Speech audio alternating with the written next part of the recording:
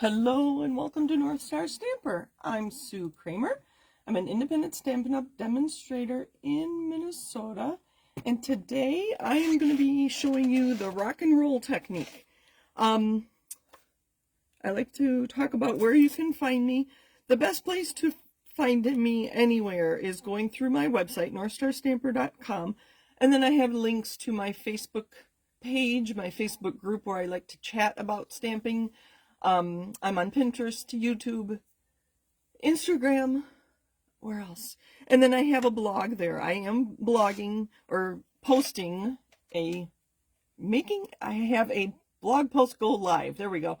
Come on, words. Every Friday morning at 8 o'clock. So see what I'm up to there. And if you were with me last Monday, I showed a panel that looked like this.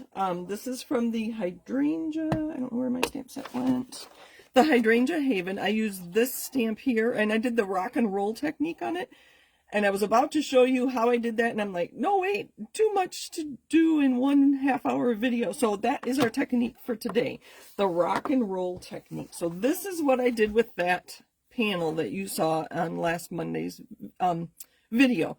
I used the rock and roll technique on here, and then I just created a collage. So let's talk about what the rock and roll technique is, how do you do it, and what options do you have. So the stamp I'm using is the head of the Hydrangea. Same rules apply. If you're using a photopolymer, it doesn't have a cushion, so you need to put your own under there. Inks. I'm going to use Fresh Freesia and Gorgeous Grape, just like I did in that panel. I'm going to turn this over and show you how I do this. So I'm going to ink up in Fresh Freesia, and then I'm going to roll my stamp around on a different or darker color. And we'll talk about colors here in a minute. So I'm rolling it around. I didn't do it in the middle, and hopefully you can see. Let me stand up.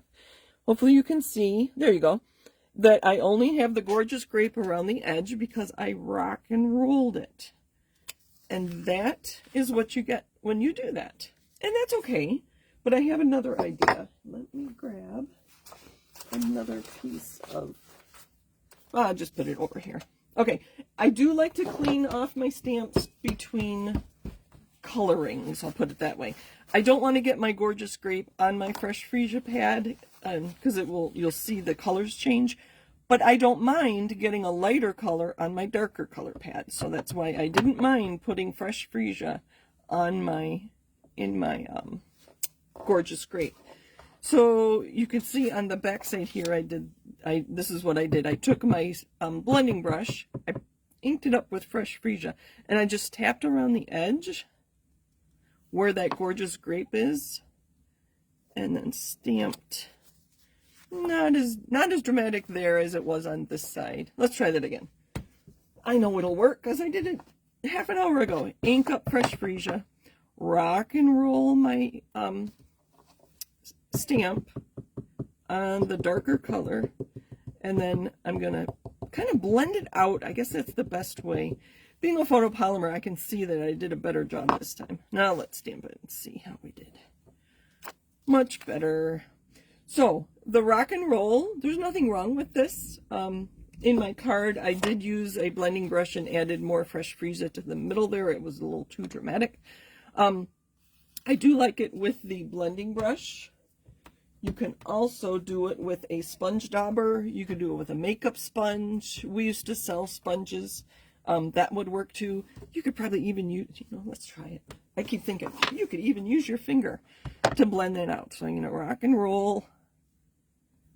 And I'm just going to, now my fingers are going to be all inky. Use my finger to kind of blend that out. Not as good as this, but better than either of these. So I just use my finger. So play around, see what you have that you can kind of blend it out is the best word I can think of. So that is one idea with a big image like this. What if you only have one color? Let's say we only had Gorgeous Grape.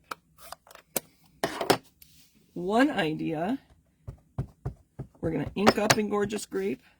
I'm going to stamp once. I'm going to stamp twice. And then I'm going to rock and roll with the same color. And I'm still going to blend this out. And let's see what that looks like. So I stamped off twice. And then I rock and rolled in my same dark color. And that's what I did with these leaves.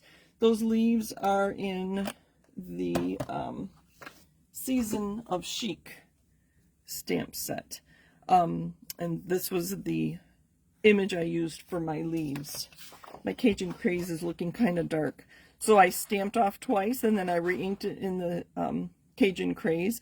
And then that stamp set happens to have a detail, so I put the detail over the top of that. Some more ideas. You can use different colors. Here's that leaf again with Calypso Coral and Cajun Craze, and then without, and then with the detailed image. What if we took an image? I'm going to show you this one on my paper here. This time I'm going to use one of the butterflies from the Butterfly Brilliance stamp set. Let me clean up a little bit. I think we're getting too messy here. There we go. I'm going to ink up with Petal Pink. I'm going to rock and roll one wing with Poppy Parade. I'm going to rock and roll the other wing in Balmy Blue. Now let's see if I can see. Okay, I can see the Poppy Parade on that wing. So I'm going to put this wing on there. And we will get a... Oh, that's pretty. I like those colors. So that was Petal Pink, Balmy Blue, and Poppy Parade. Can you imagine that on some, a green background with some maybe yellow flowers? Oh, that'd be pretty. Come back and see what I do with that piece. All right, I have a couple more ideas. Stay with me. What if, I'll show you my sample first. So here I stamped, or inked, oops, I inked with mint macaron, and I stamped just the tips of my piece. I love this stamp. I stamped, inked just the tips with Evening Evergreen. This one I inked a little more. And this one out here, I'll show you how I did this one. I don't have mint macaron handy, but I do have soft seafoam. And let's use, soft seafoam's a very pale color. We're going to use fresh freesia. So I'm going to ink up in my green. I want this to look like there's flowers or there's budding. And I'm taking off a little bit of the ink from the top there. Now my rock and roll, I'm just going to roll the tips. So I'm actually going to just put my tips in my fresh freesia. Not as dramatic as the Gorgeous Grape and Mint Macaron, but there you can see to get different colors on your stamp before you stamp. So I have two more things to show you and then one more card. For this, I did the Mint Macaron and Evening Evergreen, but before I stamped onto watercolor paper, I spritzed it with my water spritzer, which I thought I had here. So I inked it up and then I spritzed it with my water spritzer, and that's on watercolor paper. And then I thought, well, what if I spritzed it in a little less and just did it on white cardstock, and that works just as well. So it blends it out a little. Here's the difference between spritzing it and not spritzing it. So lots of techniques to use with our stamps and ink. And here is the Season of Chic flower. And that's Pale Papaya and Mango Melody. And as you can see on this one here that I rock and rolled. So I inked in Pale Papaya, I rock and rolled with the Mango Melody, and here's the same thing with the detail. And then those are retiring colors, so I had to use those in my cards today. So rock and roll with a few other options, using a blending brush, using water spritzer, or a blending sponge dauber. So I hope you give it a try. And even if you don't have two different colors, remember you can stamp off and use the same dark color to get that edge. So thank you for joining me. Happy stamping, and watch my socials for more ideas using the rock and roll technique. Bye.